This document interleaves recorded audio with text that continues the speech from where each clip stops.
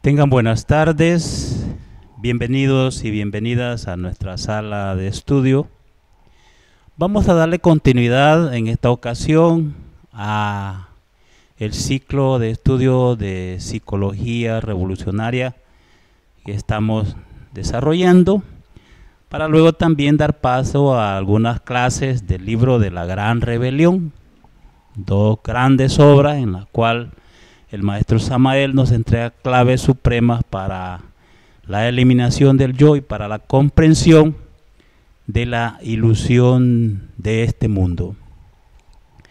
Ahora, la canción psicológica está íntimamente ligada con un tipo de defectos o de yoes que se aman extremadamente a sí mismos y que eso trae consigo entonces la autoconsideración interna. Y es obvio que esto de la canción y de la autoconsideración interna lo vemos entonces en el mundo de las relaciones, en las relaciones que nosotros tenemos con las personas, consigo mismo y con el medio ambiente que nos rodea. Para ir entrando en materia, entonces diremos que en este mundo de las relaciones tiene tres aspectos bien definidos y muy diferentes que en forma precisa necesitamos aclarar y necesitamos ver. El primero de las relaciones está en la que tenemos nosotros con el cuerpo físico, con el cuerpo, el maestro le llama cuerpo planetario. ¿Y por qué cuerpo planetario? Porque es el instrumento a través del cual los valores internos nuestros se manifiestan en este orden de vida del planeta Tierra. Es un instrumento de manifestación, el cuerpo físico. Por eso le llama cuerpo planetario. Ese es el primero. El segundo tipo de relación es el que nosotros tenemos con el planeta y con el medio ambiente. Vivimos pues en el planeta Tierra y por secuencia lógica estamos relacionados con el mundo exterior, es decir, con las cuestiones que atañen a nosotros, a los familiares, negocios, dinero, cuestiones de oficio, profesión, política, etcétera. Es decir, todo lo que está relacionado con lo que en psicología se le llama el programa de la vida. Y en la Gran Rebelión dice el programa de la vida. Y el tercero, ya van con dos tipos de relaciones. Y el tercero, el aspecto de la relación de cada uno de nosotros consigo mismo.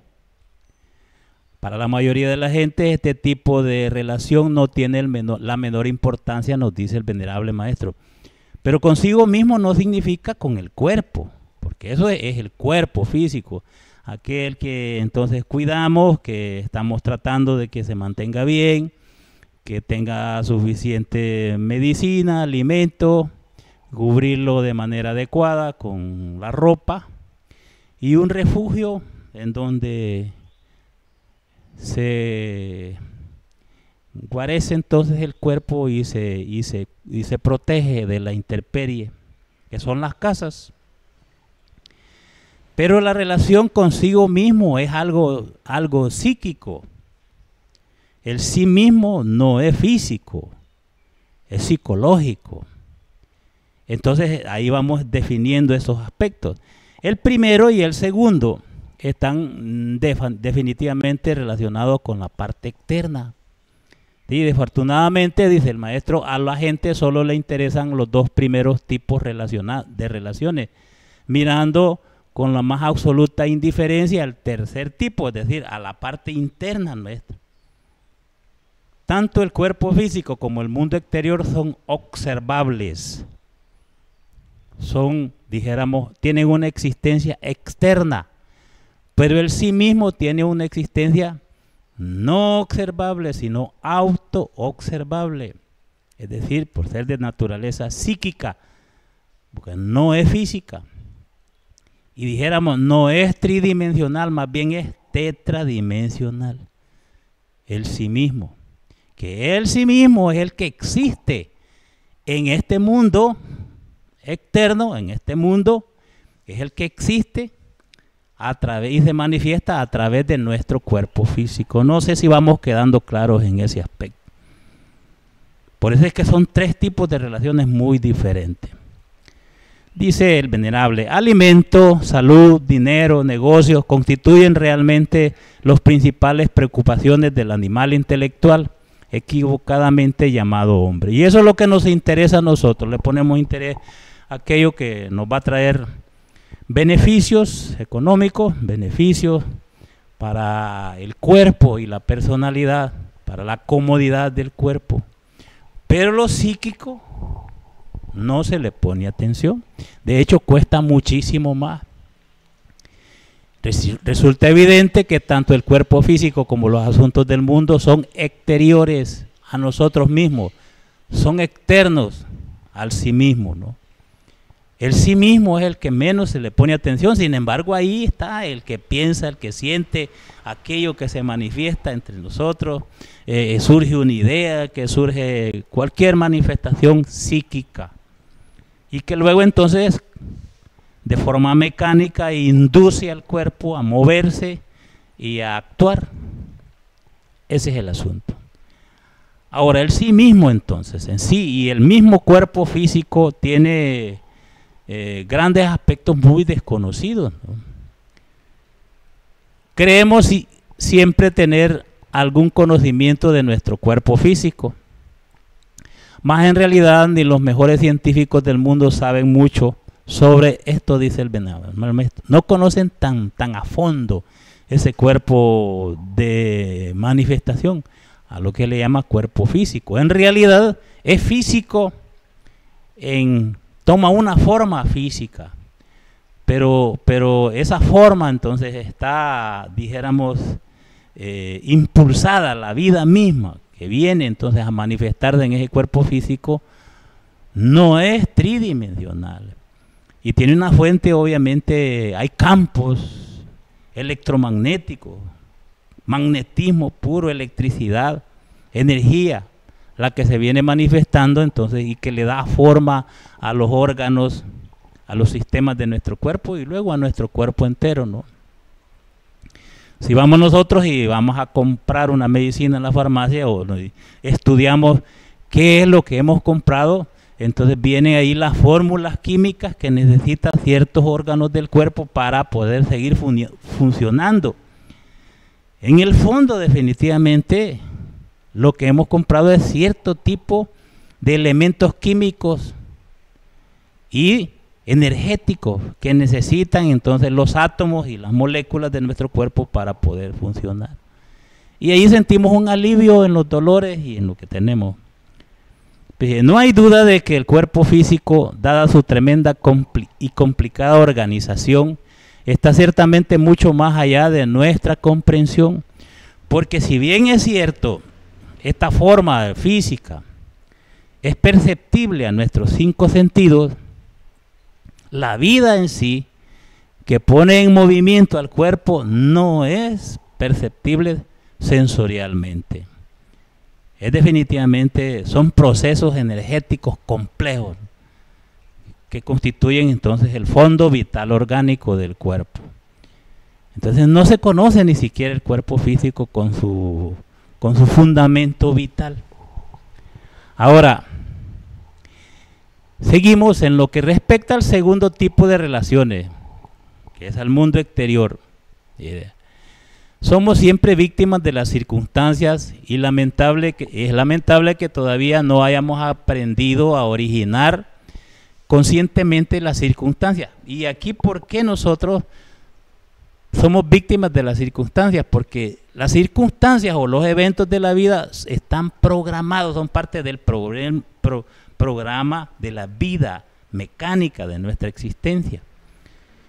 Dijéramos, superar o transformar esas circunstancias y esos eventos y los resultados de los eventos ya es un proceso que no es físico, que es eminentemente psicológico, que está relacionado con el tercer aspecto de la relación con nuestro aspecto psíquico. Y nos dice el maestro en este libro, dije, puede suceder el caso concreto de que estemos equivocadamente relacionados con el cuerpo físico y a consecuencia de ello estemos enfermos. Puede ser que por descuido o negligencia nosotros provocamos la enfermedad. Puede suceder que estemos más relacionados con el mundo exterior y como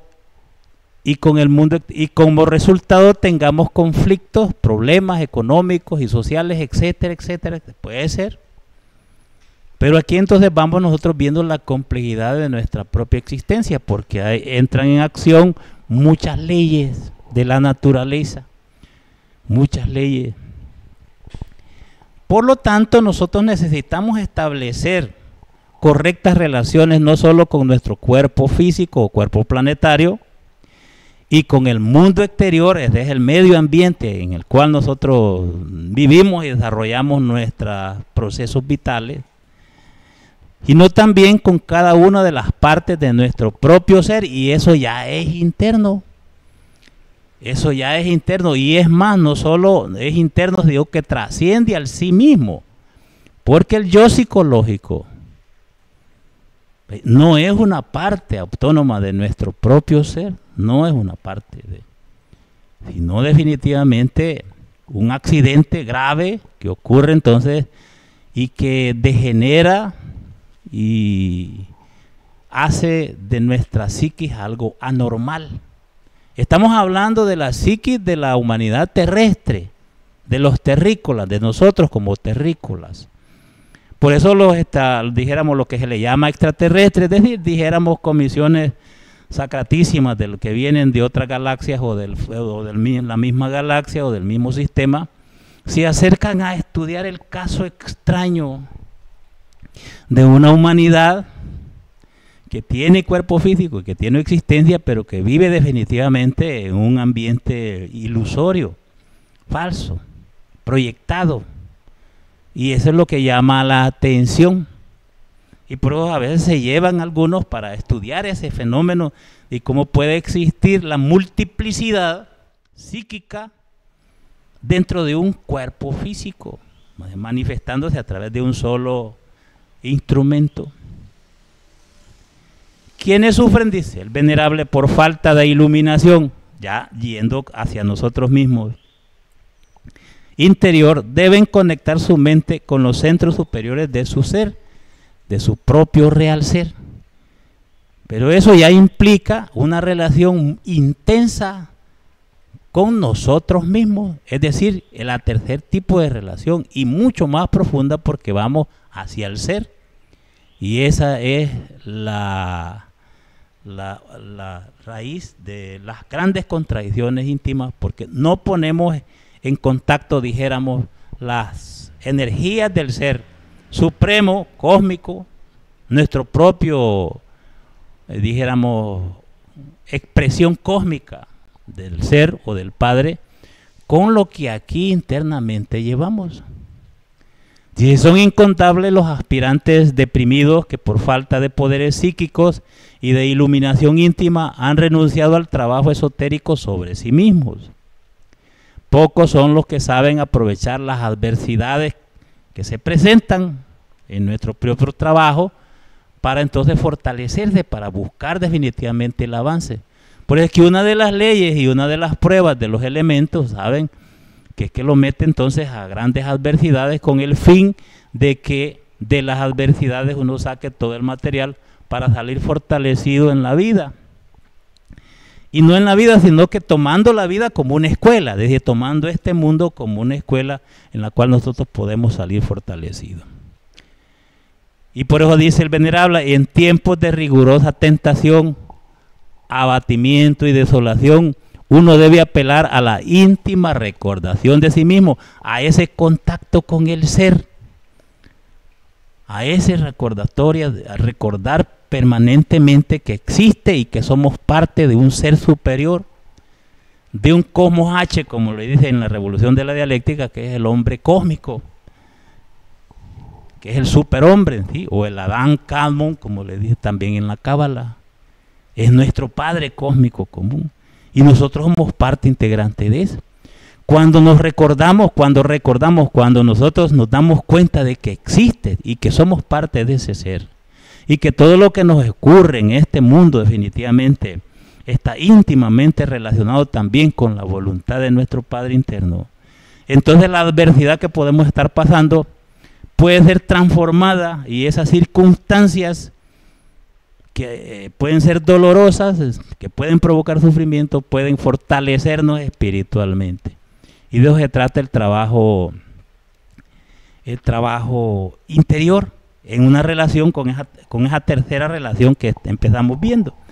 Por eso nos dice, ha llegado el momento de reflexionar muy seriamente sobre eso que se llama consideración interna. Provoca entonces la relación con las demás personas, la relación consigo mismo y la mala relación con su interior y su cuerpo, provoca entonces un defecto, provoca un error, o dijéramos una manía que tiene su origen en su propia psiquis, y a eso se le llama la consideración interna o autoconsideración. Recuerden que el tema es la canción psicológica, y la canción psicológica sale entonces como expresión externa de lo que nosotros nos autoconsideramos. Dije, no cabe la menor duda sobre el aspecto desastroso de la autoconsideración íntima. Esta, además de hipnotizar la conciencia, nos hace perder muchísima energía, y energía psíquica. Es una tendencia nuestra, y entonces nosotros estamos estudiando estos libros y esta obra con un solo objetivo, con el objeto de conocernos más a sí mismos, y con el objeto de que tengamos la capacidad de corregir nuestros errores, nuestras malas acciones en la vida, que no nos hemos dado cuenta, que no las hemos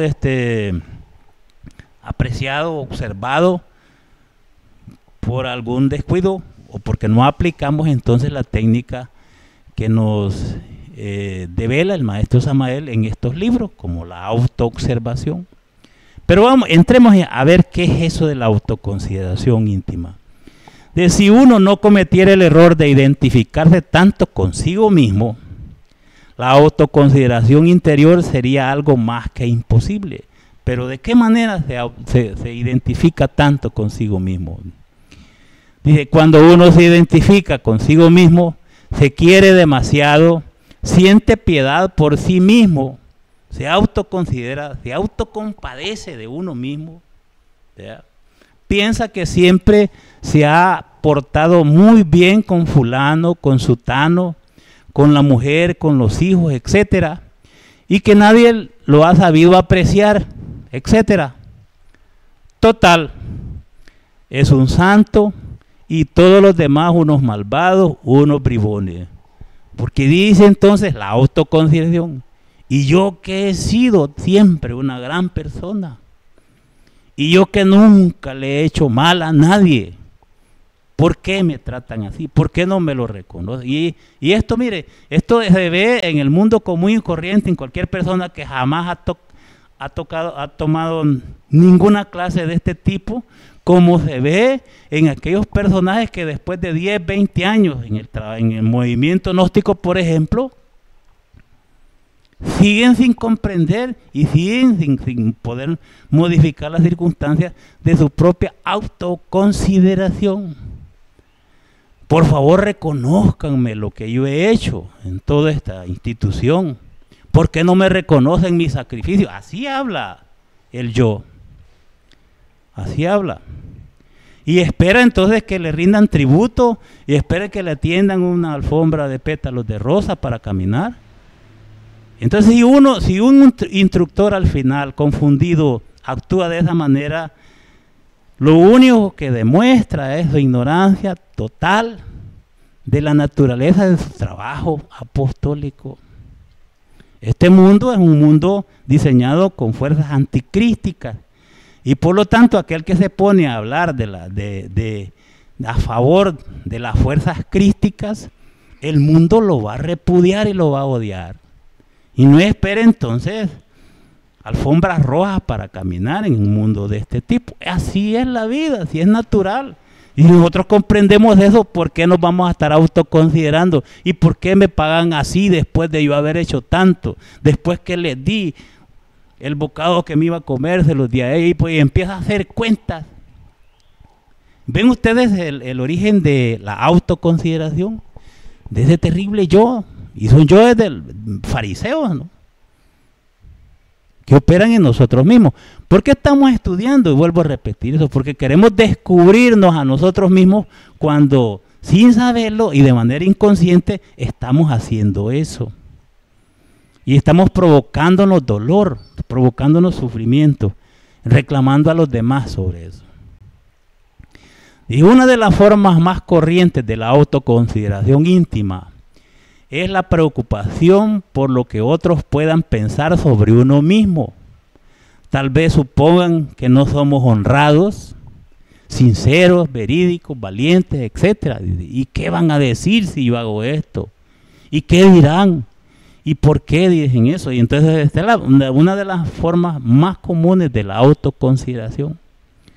Muchas actitudes hostiles hacia ciertas personas que ningún mal nos han hecho se deben precisamente a tales preocupaciones nacidas de la autoconsideración íntima. Porque uno dice, este fulano está pensando que yo soy esto. Este fulano está pensando que yo me voy a robar lo que me acaban de dar, ¿no? Para el pago de la casa o para que ayudemos en algo. Este fulano, entonces ese yo internamente que está hablando de esa manera, ve a ese hermano como un enemigo. Y entonces uno dice y siente entonces la aversión contra esa persona cuando solo es un efecto, dijéramos, de tipo psicológico, que no tiene absolutamente nada de verdad. Nosotros debemos observar detenidamente estos detalles. Lo más curioso de todo esto es que ignoramos lamentablemente la enorme pérdida de energía que esta clase de preocupaciones nos trae. Por supuesto, perdemos energía, después nos duele la cabeza y hasta llegamos a este estado que provoca el estrés, ansiedad, y es posible llegamos hasta un estado depresivo y se termina nuestra vida, nuestra existencia. Por unas impresiones de ese tipo que no hemos sabido transformar y que no hemos sabido nosotros observar. En estas circunstancias, queriéndose tanto a sí mismo, nos dice el venerable, autoconsiderándose de este modo, es claro que el yo, o mejor dijéramos los yoes, en vez de extinguirse, se fortifican, entonces espantosamente, no solo se fortifican, se multiplican. Identificado uno consigo mismo, se apiada mucho de su propia situación y hasta le da por hacer cuentas. ¿Y ahí dónde viene? ¿Y yo qué les he hecho esto? ¿Y yo qué en la vida así? ¿Y yo haciendo esto? Ven ustedes, estoy hablando de esta manera porque es importante que nos descubramos a nosotros cuando estamos actuando así. Y cuando nos descubrimos haciendo eso y actuando de esa manera, vamos nosotros a experimentar el derroche de las energías psíquicas y emocionales que esa acción está provocando en nosotros. Y entonces vamos a relacionar de una manera más provechosa esta enseñanza con su propia existencia, con su propia vida. ¿Me entienden? Y podríamos entonces de alguna manera corregir esos actos. Así es como piensa que fulano, que sutano, que el compadre, que la comadre, que el vecino, que el patrón, que el amigo, etcétera, etcétera, etcétera, no le han pagado como es debido a pesar de todas sus consabidas bondades, y embotellado en esto se vuelve insoportable y aburridor. Por supuesto, porque aquí viene el tema entonces a lo cual se refiere la canción psicológica. Aquí viene entonces. Pero hay una clave suprema entonces para trabajar sobre sí mismo y para trascender estas situaciones. Porque si yo paso haciendo cuentas y haciendo de todo lo que me deben y de todo lo que he hecho y de lo que nunca me han pagado, de lo que nunca me han reconocido, hay una fórmula mágica que dan los maestros y es el perdón. Dice, escrito está que en el trabajo esotérico gnóstico solo es posible el crecimiento anímico, o sea, del alma, mediante el perdón a los otros. ¿Por qué sucede que cuando yo dejo de hacer cuentas a los demás, cuando dejo de tener el gran cuaderno, entonces con anotaciones puntuales de lo que le he hecho a los otros y de lo que no me han hecho a mí, entonces cuando dejo de hacer eso, entonces ahorro cantidades ingentes de la conciencia y del alma. El alma crece y se fortalece. Cuando dejo de sufrir por aquello que me estoy autoconsiderando, por aquello que tengo piedad sobre mí mismo, ¿no? ¿Ve? Sobre mí mismo y la ingratitud que los demás hacen conmigo. Cuando dejo esas poses, ahorro cantidades de energía, de la conciencia y del alma. Dice, si alguien vive de instante en instante, de momento en momento, sufriendo por lo que le deben, por lo que le hicieron, por las amarguras que le causaron, siempre con la misma canción, nada podría crecer en su interior, nada. Y este personaje se vuelve un personaje aburridor que va a hablar y a donde quiera que vaya, va otra vez con ese mismo cuento. Y esa es la canción, con ese mismo cuento. Y nosotros debemos aprender de los grandes maestros, cómo han dejado la guía, como por ejemplo el maestro Jesús de Nazaret. Y la oración del Señor ha dicho, perdónanos nuestras deudas, así como nosotros perdonamos a nuestros deudores. El sentimiento de que a uno le deben, el dolor por los males que otros le causaron, etcétera, detiene todo progreso interior del alma. Imposible crecer espiritualmente porque ese dolor que uno mismo está provocando en su interior, por lo que supuestamente le deben, por la ingratitud que hacen con uno mismo, por cómo le han pagado mal en la vida, esa actitud es un obstáculo grandísimo para el crecimiento del alma. Con un sujeto así prácticamente no se puede hablar porque cualquier conversación es seguro que va a parar a su librito de cuentos, de cuentas y a su tan cacareada entonces dolor. Y miren, y yo les quiero contar que de hecho yo conocí en lo físico a un hermano, y era hermano del movimiento, que tenía un cuaderno y iba anotando las pilladas que otro le hacía. Y decía, en tal fecha y en tales horas fulano y fulano me hizo tal cosa. Y eso para que no se le olvidara. Y en determinado momento se la iba a desquitar, ¿no? Este era peor porque no pasaba sufriendo por eso, no. Porque él les calculaba el momento en que se la cobraba. Interesante porque era un estudiante, compañero nuestro. Y no es broma. Y yo le decía, mire, man, sáqueme de ese libro a mí, porque yo sabía que entonces hacíamos chistes. No, ahí lo tengo, ahí lo tengo, tiene su apartadito. Pero al final, bueno, quizás me sacó. Pero dice entonces, el perdón es la venganza de los buenos.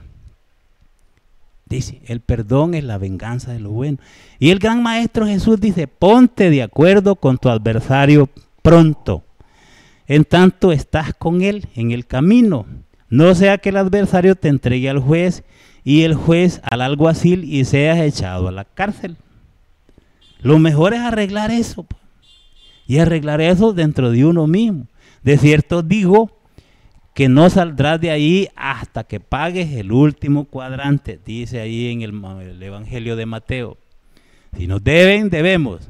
Si exigimos que se nos pague hasta el último denario, debemos pagar antes hasta el último cuadrante, dice ahí el Evangelio. Entonces todo esto es bien importante para la propia, dijéramos, autocorrección. Porque todo esto está basado en leyes rígidas, en leyes terribles que existieron antes.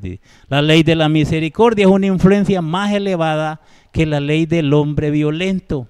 La que había, la ley del talión, ojo por ojo, diente por diente. Un círculo vicioso. Te mato, me matás, mato y mato, te torturo, me tortura. Eso es.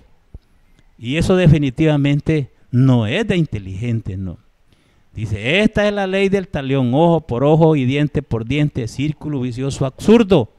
Debemos entonces nosotros ponernos ante leyes superiores como la ley de la misericordia.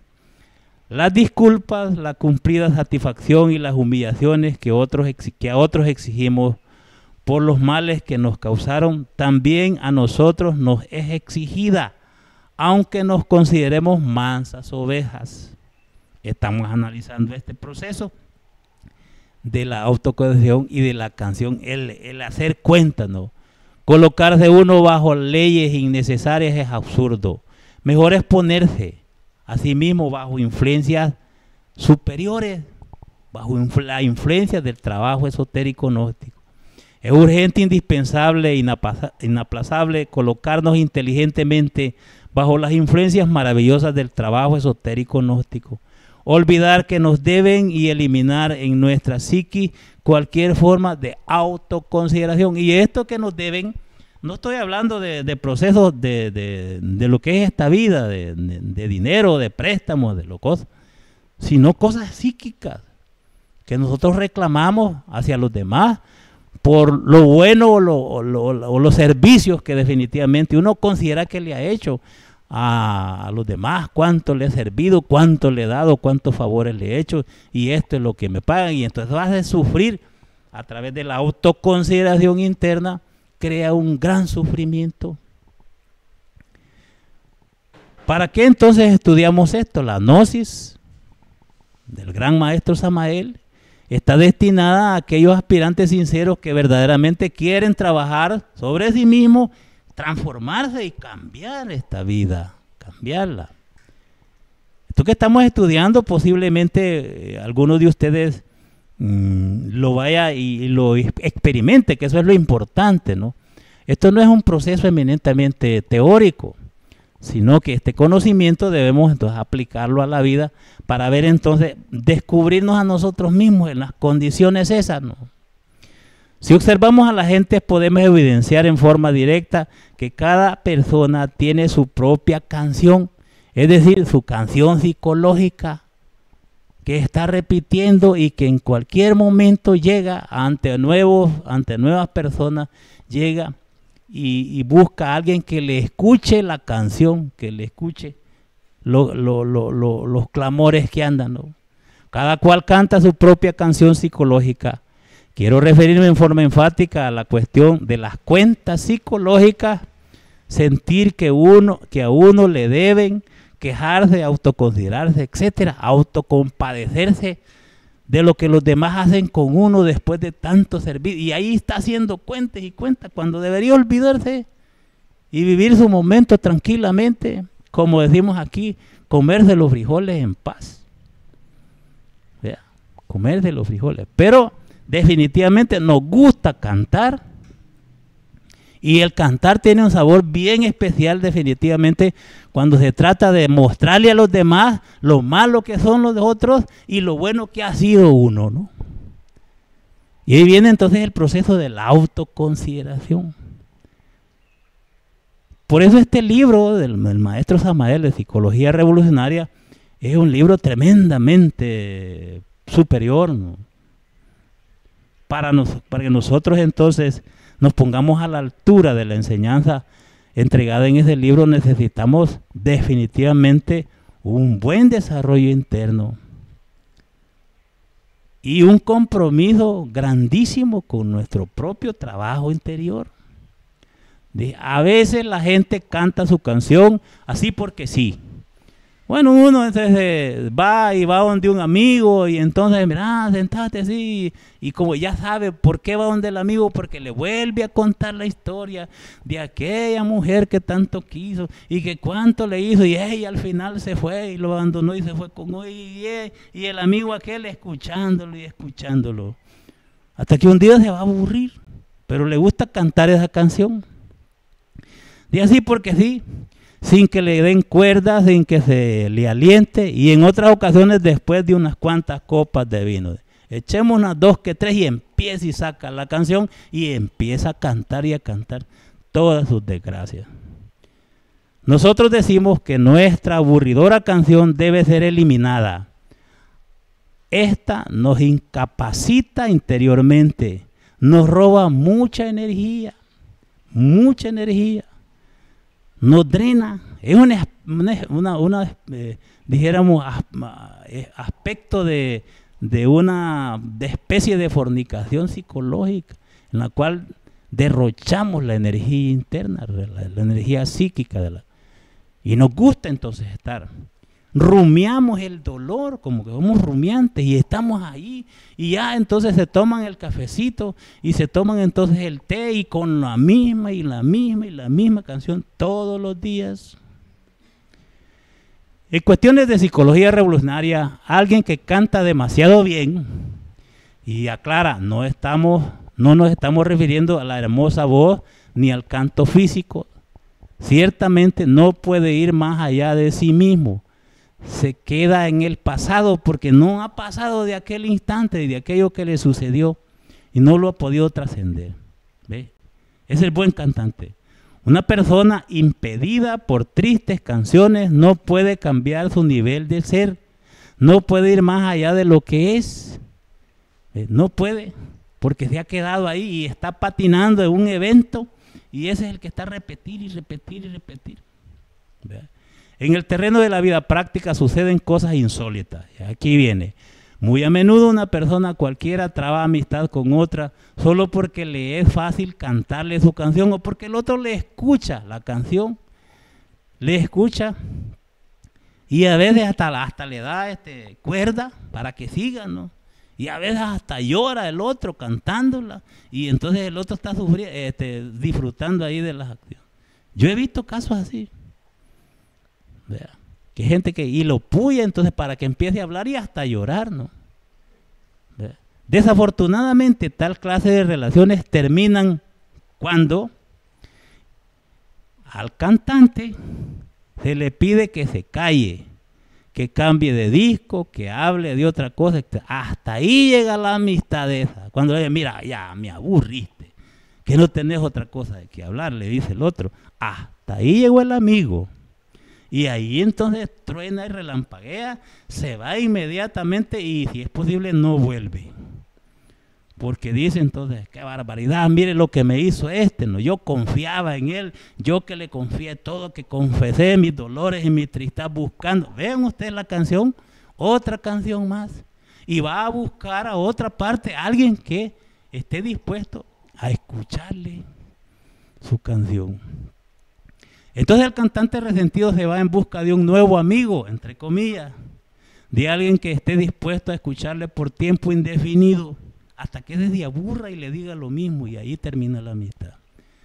Comprensión exige el cantante, alguien que lo comprenda, y dice, como si fuera tan fácil comprender a otra persona, dice el maestro Samuel. Y eso es lo que busca uno. Y veámonos nosotros precisamente, porque esto sirve y estas clases son para que nosotros nos descubramos a nosotros mismos actuando de esa manera. Y entonces estamos como las reses, como las vacas rumiando, que rumian el alimento y lo pasan de una panza a otra. Y ahí estamos nosotros lo mismo, haciendo lo mismo, a veces de una manera recurrente en el día, a la misma hora, hablando de su dolor y de su sufrimiento. Cuando de manera inteligente debe definitivamente ponerle paro a eso, ¿no? Detener eso. Y busca quien lo comprenda. Y en eso de proceso de buscar quién lo comprende, puede caer como víctima de cualquier otro, ¿no? Que dice que en ese proceso de comprensión la hace caer en otro problema más. Entonces, para comprender a otra persona, es preciso uno comprenderse a sí mismo. Y estos temas, ustedes van entonces a encontrar a una persona que le llegue a cantar, y pónganle la guitarrita y entonces empieza a cantar y a decir lo mismo y lo mismo y lo mismo siempre. Y dicen, aquí viene este con su canción, aquí viene a cantar, allá viene fulano o fulana, ya van a ver lo mismito. Porque trae su canción y ya trae su guitarrita para cantar.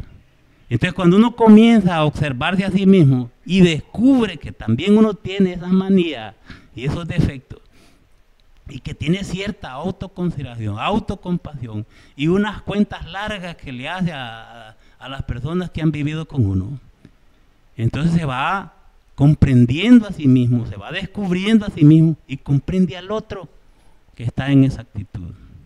Desafortunadamente un buen cantante cree que se comprende a sí mismo, pero no es así.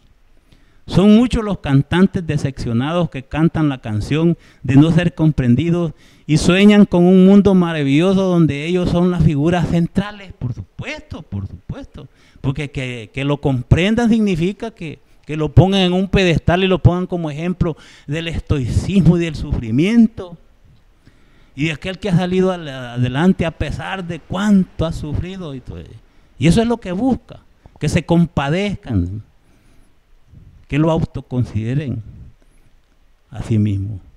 Y este es uno de los defectos definitivamente que drena terriblemente las energías psíquicas, las energías del alma. Ahora bien, sin embargo, no todos los cantantes son públicos. Algunos entonces no cantamos públicamente, pero nos vamos en secreto a un rincón, y eso todavía es peor. También los hay reservados, no cantan su canción directamente, mas secretamente la cantan. Son gente que han trabajado mucho, que han sufrido demasiado, se sienten defraudadas, piensan que la vida les debe todo aquello que nunca fueron capaces de lograr. Y son aquellos que se van a un rincón y ahí ellos solitos están sufriendo y no alcanzan a cantársela a nadie. Y le digo, ¿qué te pasa? Le pregunta algún amigo. No, nada, pero ahí sigue su proceso de sufrimiento interior. Sienten por lo común una tristeza interior, una sensación de monotonía y espantoso aburrimiento, cansancio íntimo o frustración, a cuyo alrededor se amontonan los pensamientos y termina definitivamente con un proceso depresivo que se acaba la vida de esta persona. Y bien, entonces las diferentes etapas de este terrible yo de la autoconsideración íntima, de la autocompasión. Y lo que es la canción es la expresión física de ese dolor interno, que la canta, que lo cuenta, que lo dice cada vez que puede. Y entonces busca a alguien que lo comprenda, que lo considere, etcétera, etcétera. Las canciones secretas nos cierran el paso en el camino de la autorrealización íntima del ser. Estamos hablando de los que de alguna manera hacemos contacto con esta enseñanza. Pero hay miles y millones de personas que sufren de eso y se encierran en un cuarto. ¿Y a qué se encierran en su habitación? Y nunca salen, que no quieren comer. Y que sabía que ya el cuadro psicológico, que ya llaman al psicólogo, que llaman al psiquiátrico para darle pastillas, porque le encanta y le gusta entonces estar cantando secretamente sus canciones, sufrir en silencio su propia autoconsideración. Desgraciadamente tales canciones interiores secretas pasan desapercibidas para sí mismos a menos que intencionalmente las observemos. Necesitamos la autoobservación. Obviamente todas las observaciones de sí deja penetrar la luz de uno en uno mismo, en sus profundidades íntimas, va descubriendo con este proceso y pone atención en sí mismo cómo va provocando entonces ese proceso de dolor íntimo, y sale de la habitación entonces con un rostro de amargura, y arrastra la amargura a su familia y a todos los que tienen más cercanos. Y es todo un caso. Estos aspectos de la soledad, lo que buscan en esos yoes son peligrosos, ¿no? Dice el venerable maestro que cuando uno está solo, yoes muy diferentes, pensamientos, muy distintas emociones negativas se presentan. Y no solo eso, que suelen aparecer los yoes más perversos cuando uno está solo. Cuando uno está entonces cantando su canción secretamente, íntimamente. Y dije, no siempre se está bien acompañado cuando se está solo. No siempre. Y esto nosotros lo podemos comprobar si nos auto-observamos. Si a ese proceso, cuando estamos en esa condición, volvemos la atención hacia nosotros y descubrimos lo que estamos haciendo. Descubrimos por qué nos vamos y por qué buscamos la soledad. No para estar en silencio, no para experimentar la quietud y el silencio de la mente, sino para cantar psicológicamente y para autoconsiderarse más profundamente, sufrir espantosamente por algo que tiene su raíz en el trasfondo íntimo del subconsciente. Sí, es apenas normal, es muy natural estar muy mal acompañado en plena soledad. Los yoes más negativos y peligrosos se presentan cuando se está solo. Pongan atención a esto. Cuando se está solo. No toda persona está preparada para la soledad. Porque una cosa es la soledad en la autorreflexión íntima de su propio ser y en la meditación profunda, y otra cosa es la sociedad en el sufrimiento, en el desprecio, en el aislamiento entonces psicológico y físico, en el cual uno se somete a una persona para sufrir espantosa. Y de ahí vienen los procesos de desequilibrios emocionales, desequilibrios psíquicos dentro de la persona, de sí mismo. Nosotros debemos provocar un cambio definitivamente, pero ningún cambio interior podría ocurrir en nuestra psiquis a menos de que ser llevado a la luz de la autoobservación de sí mismo. Cuando se está sufriendo de esa manera, si alguien es capaz de detener ese proceso y observarse a sí mismo y descubrir que lo que está sintiendo y ese sufrimiento no tiene una verdadera realidad, sino que viene del fondo de su propio subconsciente o del infraconsciente que está provocando eso, entonces se va a dar cuenta de una manera extraordinaria cuál es la causa de su sufrimiento y que externamente no existe. Es indispensable observarse a sí mismo, estando solo, del mismo modo que estar en relación con todas las demás personas y con el mundo exterior. Es indispensable observar eso. La clase de conocimiento que transforma interiormente a alguien jamás podría lograrse mediante la observación externa. El verdadero conocimiento que realmente puede originar en nosotros un cambio interior fundamental tiene por basamento la autoobservación directa de sí mismo. Entonces vamos a ver esos procesos. Hay personas que han perdido su vida profesional, una profesión exitosa, una vida de trabajo académico y laboral exitosa, y que por un pequeño problema que se presenta, si activan ese tipo de yoes, caen en un estado depresivo y se van a su habitación y no vuelven a salir, y su vida termina ahí. Y no pueden superarlo. Eso solo es posible si en realidad nosotros nos autoobservamos. Para alguien, envejecer enfrascada entre los dogmas transigentes de la ciencia oficial, estudiando fenómenos externos, observando células, átomos, moléculas, soles, estrellas, cometas, etcétera, sin experimentar dentro de sí mismo ningún cambio radical, es definitivamente una gran contradicción. Observa todo hacia afuera, tiene teorías para todo lo de afuera, pero no conoce nada de sí mismo, ni el origen de sus propias contradicciones, ni su gran dolor, ni su sufrimiento. Y esto es la enseñanza gnóstica, para eso es. Al observarnos a sí mismos, descubrimos que tenemos una vida interior, esa nos interesa, en la relación con sí mismo. Nuestros pensamientos son internos, invisibles, nadie los puede ver, sin embargo son reales para nosotros. Nuestras ideas son invisibles, nadie las puede ver, pero existen, obviamente. Nuestras emociones tienen realidad, aunque nadie las vea, aunque no se puedan poner sobre la mesa de un laboratorio para examinarlas, pero tienen una gran realidad, son autoobservables. Y ni el psicólogo ni el psiquiatra los puede ver. Son autoobservables, definitivamente. Nosotros debemos comprender eso. Cuando la gente comienza a autoobservarse, la posibilidad de cambio se hace manifiesta. Y entonces es posible que triunfe sobre sí mismo, en esa batalla sobre sí mismo. Y cuando triunfa sobre sí mismo, todos los problemas que veía externamente se disipan y se disuelven.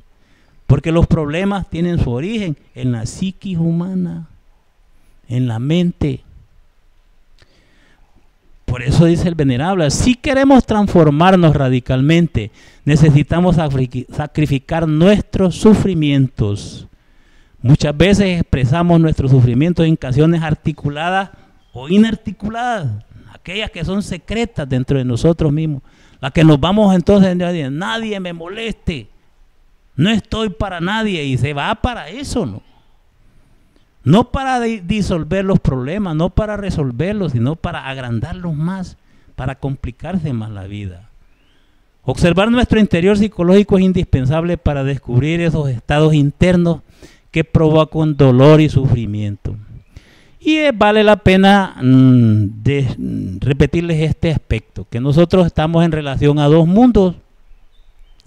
Lo explica el venerable maestro en estos libros. Nos encontramos pues ante dos mundos, el exterior y el interior. El exterior nosotros lo percibimos con la mente sensual y con los sentidos. Y es ahí donde desarrollan el programa de nuestra existencia. Ahí somos unos albañiles, otros doctores, otros son abogados, etcétera, etcétera. Cada quien tiene su programa. Y ahí se desarrolla con todos sus sueños, ¿no? El primero de estos es percibido por los sentidos de percepción externa. El segundo solo puede ser percibido mediante el sentido de la autoobservación interna, ¿verdad? Y entonces a eso se trata, para eso estamos aquí tratando de comprender este aspecto. Los dos mundos, interno y externo, son verificables y experimentables. Podemos experimentar la realidad de lo exterior y de la realidad del mundo interior. El mundo exterior es observable, el mundo interior es autoobservable en sí mismo y dentro de sí mismo en cada instante, aquí y ahora. Se trata entonces nosotros en este proceso de la vida y del desarrollo de nuestra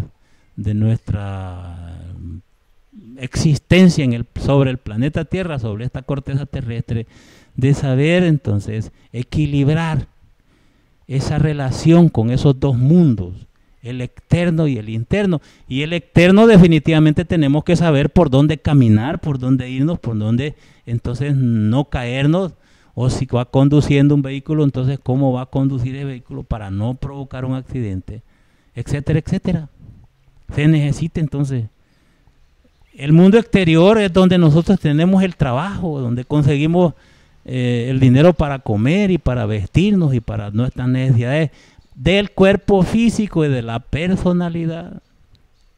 Y el mundo interior es definitivamente donde se desarrollan los procesos psicológicos, psicoemocionales del yo, que se expresan a través del cuerpo en el escenario de la vida, del medio ambiente en donde nosotros nos movemos. Así que bueno, controlar entonces estos aspectos que vienen de nuestro interior y sobre todo esta parte de la autoconsideración íntima, por ser perjudicial y dañina para el proceso de desarrollo interior, del desarrollo espiritual interno, para el proceso aquel que quiere entonces ahorrar las energías de la conciencia para despertarla. Ese es entonces el sentido de la clase que ahora hemos desarrollado. Vamos a llegar hasta aquí porque hay trabajo que seguir haciendo y alguna inquietud, alguna duda, pues trataremos de responderles sus preguntas.